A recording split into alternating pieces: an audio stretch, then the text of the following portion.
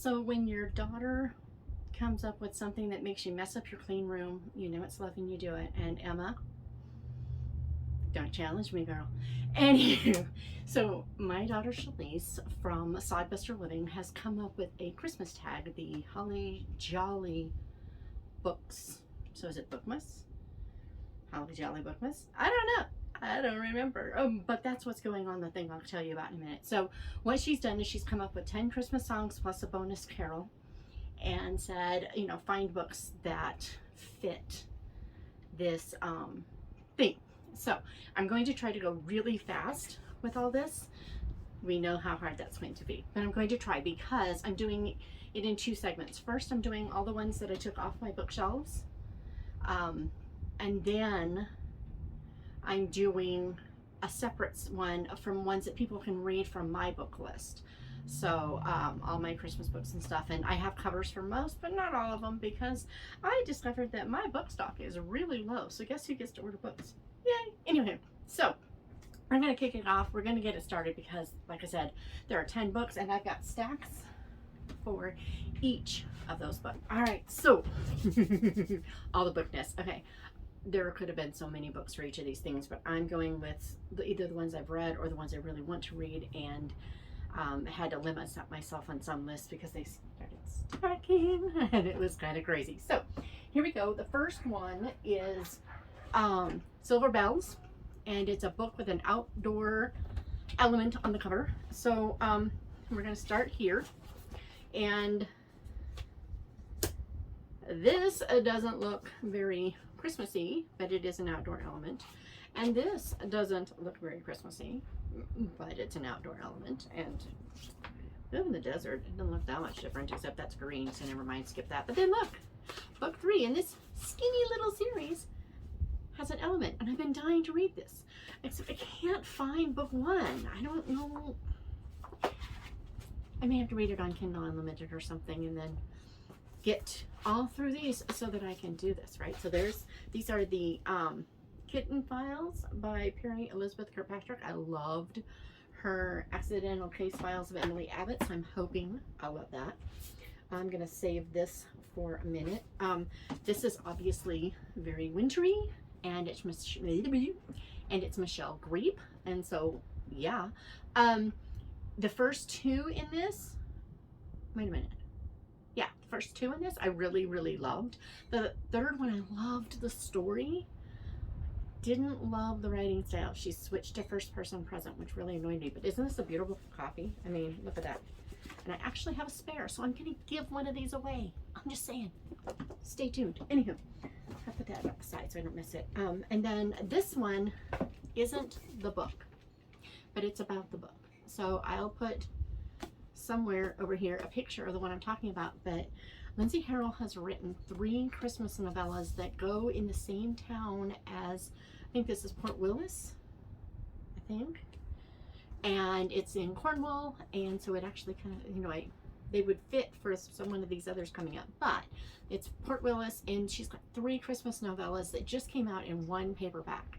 So again, I'll stick the cover up and show you, but that one was a definite, yeah, I want to do that.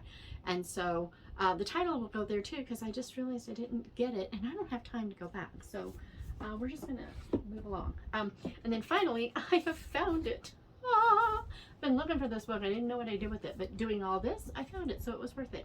Thank you, Challice. Anyway, this is the Mistletoe Countess by Pepper Basham, and because Pepper Basham, it is hysterical. It's Pepper Basham, and the girl gets married, so this gets heated for my preference. I'll admit that, but the book is so hilarious and so sweet and so fun that I didn't care. I was able to just kind of skip past the, okay, I get it, you're really enjoying being married. I'm so glad. No, there is no lights on, we know all the details, things, but we're left in no doubt of her delight in being married. So it's a really sweet book, though. I loved it so much, and it has the winter element on the cover. So we have book tag number 1, Silver Bells, something with an outdoor element on the cover, and I wanted to try to go with winter. There's a couple others in this great stackness of stuff. That one, that one. I mean, there's a lot that have other stuff, but I chose these for tag 1, Silver Bells. So number 2, Little Drummer Boy is a book that has a Christmas play, either a nativity or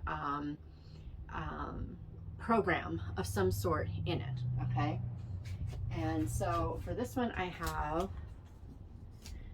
building a stack here. Okay, so I have A Cliche Christmas by Nicole Deese. Everybody's been loving her recent ones. Well, guess what? This was super adorable. I was even like 12 pages into this or something like that before I realized, I should make sure you can see it, before I realized she's been writing this in first person. She did that well with first person. Thank you, Jesus, not present tense. Nicole, I love you. But anyway, this takes place in Oregon, I believe, and she actually goes there to do a Christmas play. So there's that one.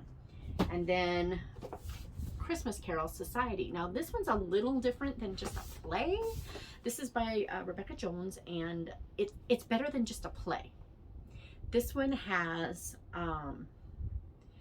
it is a society, people who love this book, but the person who started the society decides we're going to try to do things for someone in a similar vein, and it's, oh my goodness, it is such a beautiful story. So I highly recommend the Christmas Carol Society for number 2, Little Drummer Boy, something with a program, Christmas play, whatever.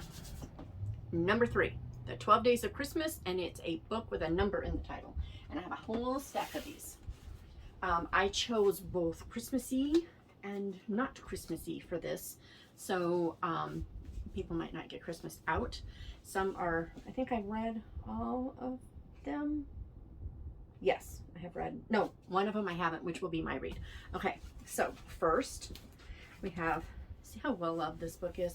I really should, ooh, okay, this isn't gonna work. Okay, so I should get me a new copy because this has been read and had water poured all over it. Speaking of water, not Starbucks water.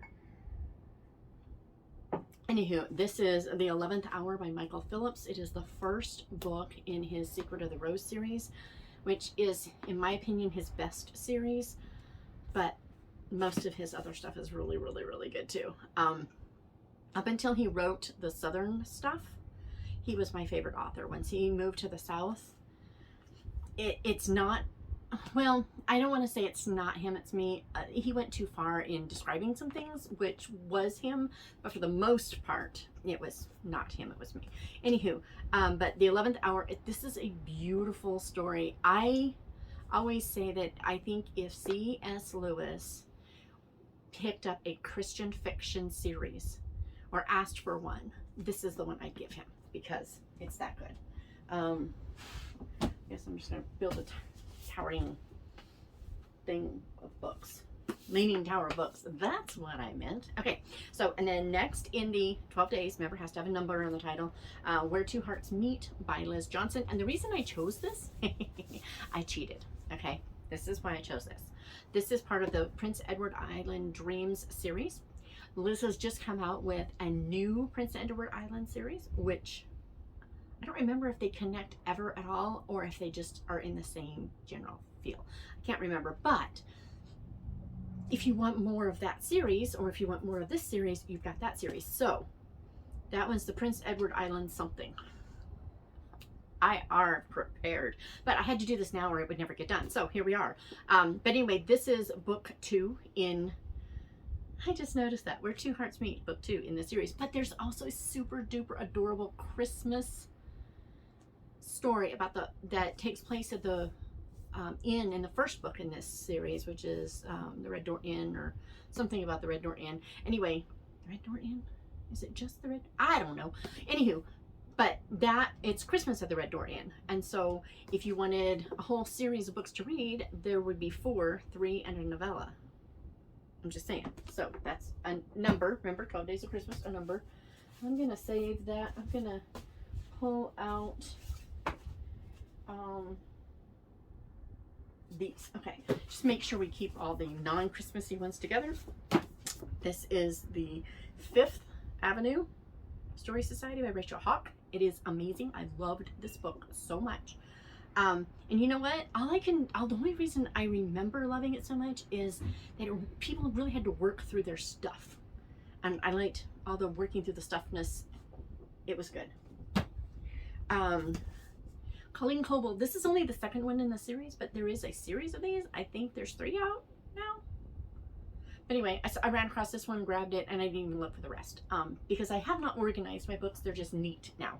Anywho, so 2 reasons, 1 something lie, 2 reasons, and then something else. Oh. No. 1 little lie, 2 reasons to run, and then something else. But if you're looking for mystery, intrigue, or whatever, and this also applies to one of the other prompts coming, just throwing that out there. So there's that one. And then the 2 Mrs. Abbotts, which on the one hand is kind of my least favorite of D.E. Stevenson's Miss Bunkle books, basically. Miss Bunkle's book, Miss Bunkle married, and then the 2 Mrs. Abbotts, and then there's the 4 Graces, which I love. But anyway, the 2 Mrs. Abbotts, there's 2. This is book 3 in the series. On the one hand, like I said, it's kind of like not my favorite, but on the other hand, there's some really cool elements in there that makes it, yeah, my favorite. So I don't know, I can't decide.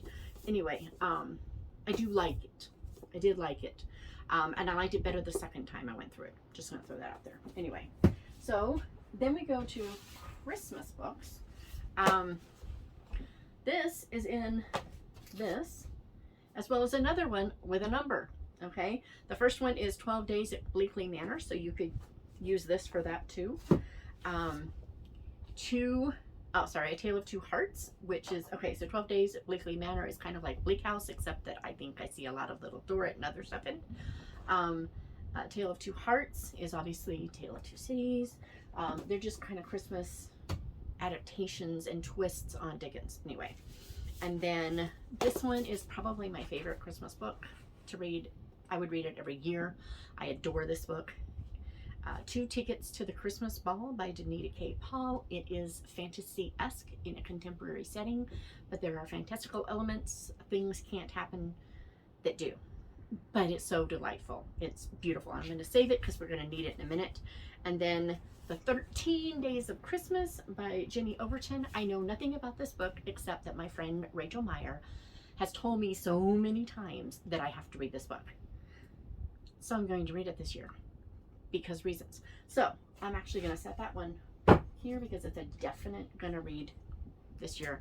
And okay, now the third prompt is Mele Kalikimaka, and I'm not gonna sing today, although I want to do it anyway. Anyway, so it's a Christmas book that takes place in a country or state other than your own. Because at first she was going to do country, and I said, Challice, seriously, if you have mostly American readers, that means every book is going to be from England or Ireland, at least Great Britain, right? So I thought it would be that. So what I did is I took a slight twist on it, just a little bit, and I made myself choose time, because there's so many. I mean, whoosh. I live in one state. That pretty much leaves the rest of the world, so most of the books available. So what I did is I chose ones that had the titles of places in the title. So the names of places in the title of the book. And I don't know anything about this first one, but my daughter said she thought I might like it. It is The Lost Girls of Paris by Pam Jenoff. And I truly know nothing about it, but I love that cover. So it's going on the yes pile. The London Restoration by Rachel Mcmillan. I've been dying to read this, but I haven't yet. But I'm not going to do that for this because I've had that one longer. Because reasons.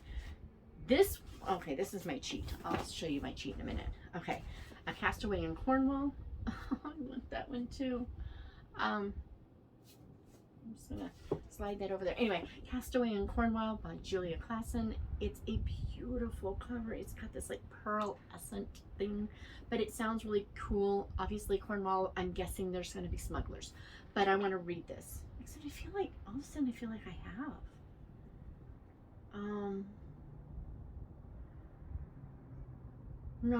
No, I haven't. Anyway, so it goes there. Anywho, and then when I was in Tennessee, we went through and there'll be a video on it. We went through and we stopped at a bunch of little libraries, and I got this one at one. So here's a sneak peek of what's coming. But it's Love Charleston, and it takes place in Charleston, South Carolina. Charleston was mentioned. I started it. I'm not sure if I'm gonna like it. We'll see. I don't know. Sorry, I gotta keep the laptop going. And then another London House by Catherine Ray. And yeah, this is just going on the pile. And come on, it's Catherine Ray. Dear Mr. Knightley. Yeah, we don't even need it. No, it's just, it needs no explanation. Okay, fine. I don't have glasses. Uncovering a dark family secret sets one woman on the journey of a lifetime through the history of Britain's World War II. Through the history of Britain's World War II spy network and glamorous 30s, 40s to understand her past and shape her future. I'm just saying, it's Catherine Ray, so I want to read it. Now, this one's the cheat. Do you see all the elements on the cover, though? You have the Eiffel Tower, you have the Colosseum, and Big Ben, and I don't know what this one is. I'm assuming it's something in France, I think. I can't remember the name of it. Anyway, this is Lindsay Harrell again. She is amazing, but this is a story about a gal who's doing her sister's bucket list and going to places and doing the things. So, yeah. We'll see. You guys, maybe I'll ask you to give me help on which ones. And then tag, okay, and then tag number 5. See, I'm all organized. You should be impressed. Anyway, tag number 5 is White Christmas, and it has to have something to do with, come on, Shona.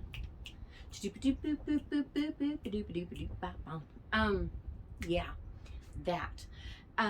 Military, and obviously because in White Christmas, you know, it starts off in the middle of World War II and it ends up with all those soldiers coming back, so duh, military. So I got these two out because I think they're connected and I wasn't sure, and since I wasn't sure, I didn't take time to read. I seriously, I was doing this fast because I think we need to be able to do that, right?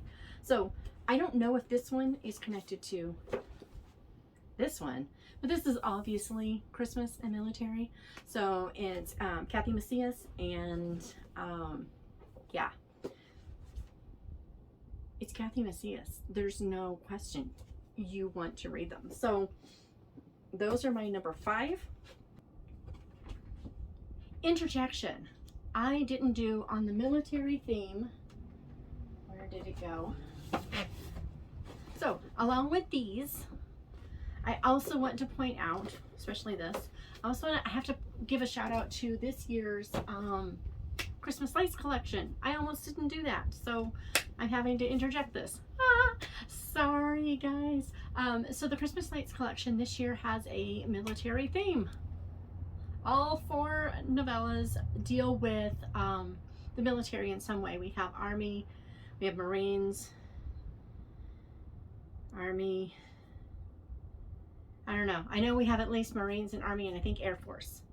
I think we have 2 Armies, an Air Force and Marine. But anyway, mine has a Marine recruiter, one has an Army musician, one is an Army vet. Yeah, and I think we have an Air Force vet. And the Air Force vet was, if I'm correct about her being an Air Force vet, that is written by Tony Shiloh, who is also an Air Force vet. So, you know, that just kind of adds a little bit, but the whole theme of it is home for Christmas, and we did it because we really wanted to show respect and honor for the military and for all that they do for us, especially, you know, missing all the holidays. So this one, number 6, is Do You Hear What I Hear? And this one's going to be a little more difficult. So I actually have sticky notes to remind me. Okay, I don't need this one because I've already meant that, and this one. Okay, so I'm going to mention a couple books that aren't even available yet because I am that person. I do these things. So the first one is, this is book 2 in the series. It is the No Less Days series, which I think is, first one is over there somewhere. I think I just saw it. Anyway, don't have time. No time. So the No Less Days series is about these people who were given a serum in the beginning or of the 20th century or the end of the 19th, something around there. Anyway, they can't die after having the serum. And the guy didn't know that that was what it was. He was just trying to find a way to heal people quickly who otherwise would die because their body didn't have time to heal. I consider it a disability because Do You Hear What I Hear is for featuring someone with a disability, and we weren't designed to die. So that doesn't seem like this would be a disability. That seems like it'd be correcting it, right? Except that we live in a fallen, broken world, and not being able to die when we were also not designed to deal with all this ugliness, I consider to be a disability. So I'm counting it. And I'm in the middle of reading that one right now. Lost in Darkness, again, Michelle Green. It's really funny. You would think she was like my favorite author ever, and I do really like her books, but I don't like them all. And so, but I'm dying to read this one. This one is this, it's kind of basically a retelling-ish of, what's the name of it? Come on, I got a brain. There's a brain. Frankenstein. This gal's brother is mentally ill, and there's a man who thinks he can help him, and then everything goes crazy. And oh, by the way, the doctor who's helping doing the surgery on this guy when he goes crazy just happens to live next to Mary Shelley. So I would consider mental illness to be some form of disability, so I put that in there, and actually I did that on something I'll tell you about later. In this one, we're back. You might see this one a lot. But because this is also a winter theme, just throwing it out. But 2 tickets to the Christmas ball also includes the sweetest, most wonderful woman. She's a very young woman, late teens, early 20s, but she has Down syndrome, and I love her character so much. So yeah, I always reread that one. Then next, The Haunting of Bonaventure Circus features, it's Jamie Jo Wright. I mean, come on. And so this book, my daughter says, I haven't read it yet. Sorry, Jamie. But my daughter says it has like a Phantom of the Opera feel to it, and maybe even Element. Anyway, but it's split time, so you have your contemporary and your historical, and there is someone in historical with a damaged leg of some sort. Jamie told me, and now I can't remember what she said, but basically he definitely has a physical disability in his leg. And then, okay, I'm going to do this one first. Sons of Blackbird Mountain. In this one of the main characters, my favorite character, Thor, he is deaf in a time when being deaf was a bigger deal than it is now in society. But he had been trained, he had gone to school, and he does speak sign language, which I thought was really neat because it's like end of the 19th, beginning of the 20th century. So really liked that one. I've already read that one. I won't be rereading it right now. And then this one I haven't read, but I'm like, ah. So this is A Gentle Tyranny by Jess Corbin. And this, ooh, I just thought of another book. Anyway, I'll tell you about it in a second. So this book I haven't read yet. I just got it. Jess sent them to me. Thank you, Jess. And this is YA. It is years after, so society decided that masculinity was completely toxic, and to fix it, they did something that pretty much, they give men this thing, this injection or pill or whatever they do to them, that basically cuts out the testosterone that does all the horrible, terrible masculine things that they don't want. And the point was to get rid of patriarchy. Even the back of the book here says, what if women unravel the evils of patriarchy? So they are trying to make a gentler world by taking out the aggressive gene in men. That's kind of the thing. And then it moves several hundred years into the future, where we find out the fallout, what good came from it, what bad came from it, and all the stuffness. So it's definitely dystopian. Isn't it beautiful? There's a second book, a something betrayal. I don't see it. Oh, there's no less days though. Oh, there it is. It's a something betrayal. I'm not getting up. So there's another option for, do you hear what I hear? Number 6, which is again, a book featuring someone with a disability. Book 7. Okay. The number 7 is, it's the most wonderful time of the year. And for this, we need a Christmas or winter themed middle grade. And so I have 2 of, well, technically 3 of them for you. The first one, I did not go dig through my daughter's room to find. So I'm going to do this number and be all, I feel like a penguin. But there are 2 books in the series by Ruth Knowlton Moore. There is The Christmas Surprise and Distant Drums. And they take place in a Moravian community back in the 1800s. I believe it's the 1800s, could be 17, but I think it's the 1800s, and they are wonderful. I highly recommend them. They're probably, now that I'm talking about it, I'm gonna have to go find them because now I want to read them again. They're that good. So for middle grade, that's the first one. The second one, it has the same title-ish for 7, but so this is the Mantle Ministries version of Isabella Alden, who was Grace Livingston Hill's aunt. Isabella Alden. It's a wonderful book. It's this book, and this is a great story. It's a beautiful book. It even has the original illustrations and all the fun stuff. But this is a wonderful, wonderful Christmas book. I don't know if it's considered middle grade or not, but I would say it fits. So there's that. So the next one is number 8. Oh, wait a minute. Back up. I'm sorry.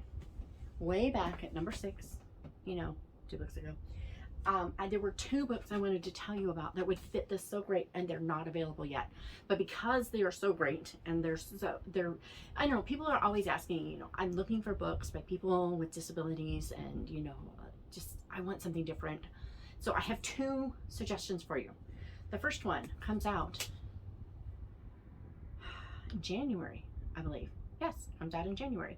It is Silencing the Siren by Denise L. Barela, and it's her debut novel. It's part of the Ever After Mysteries, and it's a retelling of The Little Mermaid, taking place on Coney Island, obviously in the 20s, because that's what they all are. And this girl has conjoined legs, disability number 1, and she's part of a freak show. So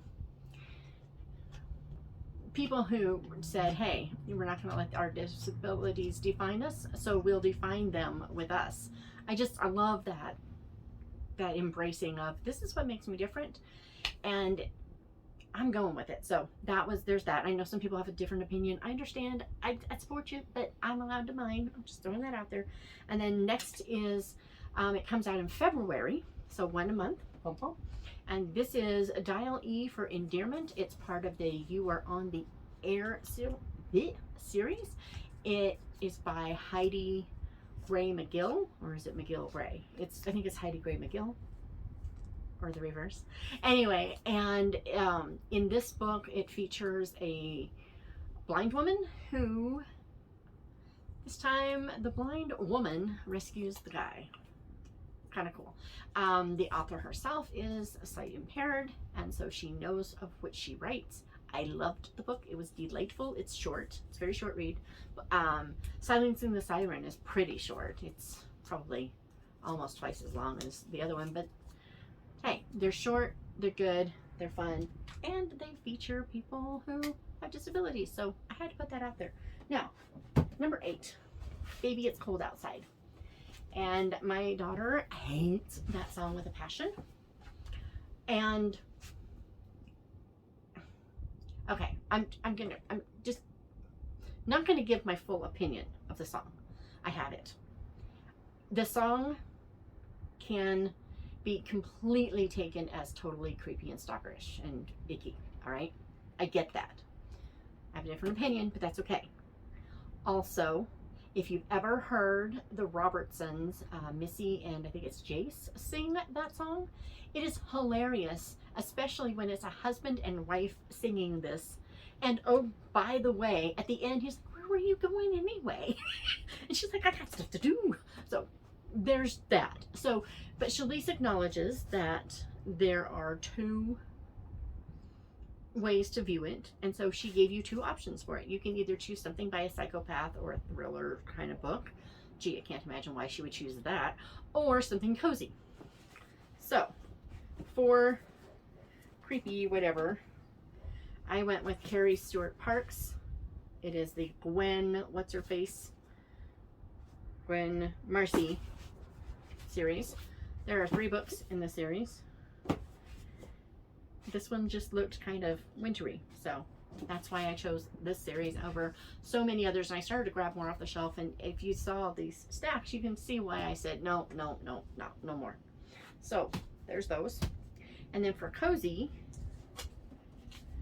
I haven't read this yet. I've had it. Someone's really sweet, one of the other authors bought it for me because I had it on my wish list. It's come and I hadn't read it yet. And so yeah, it's gonna go over here. But anyway, T.I. Lowe, I fell in love with her with Driftwood Dreams. I just picked it up and read it in the middle. I read the last book in the series and it was so good. I cracked up. I did this huge gush on the podcast, Because Fiction. If you don't know, I have a podcast, Because Fiction, for Christian fiction. Anyway, so I picked up this for cozy because it looks cozy. I don't know if it is, but it looks cozy. So it's going here because, yeah. Okay, next up is, oops, I don't want that. Hometown Christmas Dreams. It's a nice set by, come on, close that out. By Leslie Ann McDaniel, Kathleen Freeman, Sylvia Stewart, and Bryn Stewart, who is also Lynette Bonner. She had a reason she did Bryn Stewart instead of Lynette Bonner on these. And I don't remember what it was, but she announced it, so I can too. But anyway, Hometown, that sounds about as cozy as you can get. And, oops, I need to put this back up so I don't forget what's next.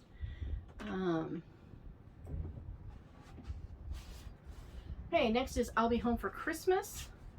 And it is family themed drama, reunion kind of thingy. So I chose Secret Keepers of Old Depot Grocery by Amanda Cox because, yes, this is a women's fiction, mother, daughter, grandmother, and yeah, family drama.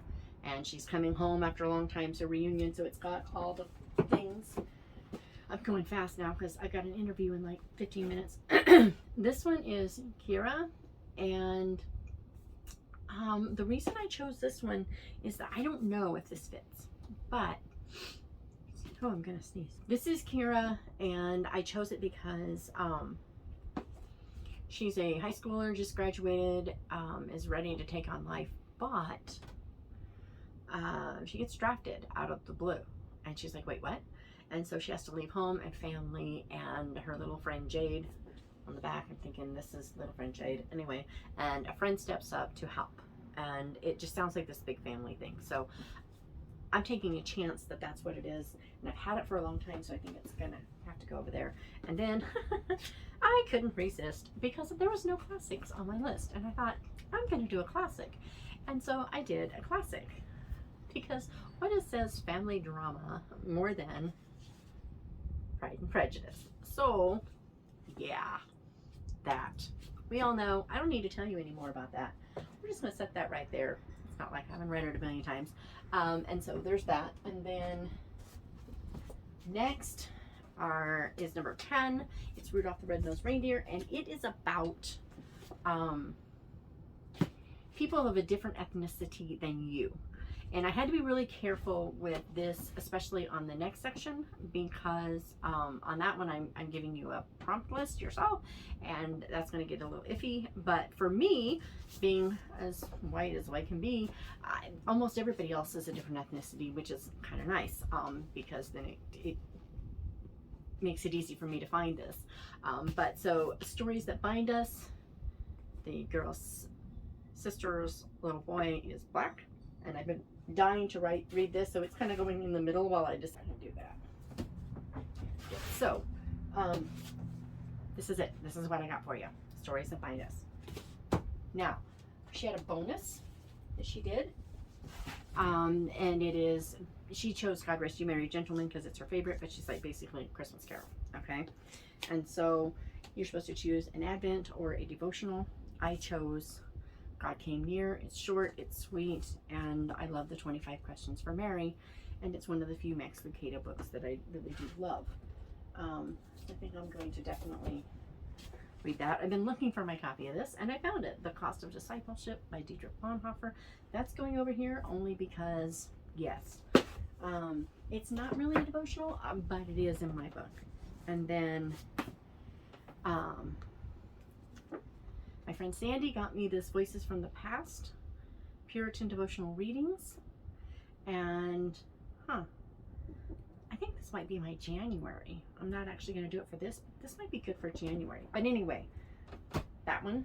And then I just found this book. I'd never heard of it before, and I found it and I bought it because reasons. So, What If It's True by Charles Martin, a storyteller's journey with Jesus. So it feels like a different form of a devotional, creative nonfiction, maybe, I don't know, but this felt like it fit. So those are her 10 tags and a bonus for the Holly Jolly Bookmas, I'm calling it. I hope that's what she wants. But then stay tuned, because I'm going to do the same thing but with my books for those who have been looking for ways to fill tags with my books. So stay tuned. Okay, so well, I had to stop and try to do an interview, which failed, but that's okay. And before I wrap this up though, I forgot to tell you, I said we were going to do a giveaway. So it's really simple. Just leave a comment below and say which one of these books that I've shown you, just any of the ones that I've shown you, that you would actually want to read, regardless of whether you ever will. I don't care. And I will draw a name and send a copy. I have another one over there, so I'm not giving away mine, but I'll send a copy of this book out. So definitely leave a comment, because I want to mail this to you, somebody, please. Anyway, if you'll notice, I put my glasses on because I'm gonna have to be doing some more reading, and well, you know. So anyway, as I always say on my podcast, have a good day, go read a good book. I recommend, well, these probably first, but something good. Just do something good. And yeah, Challice would say read another chapter, but I'm just gonna say read a good book.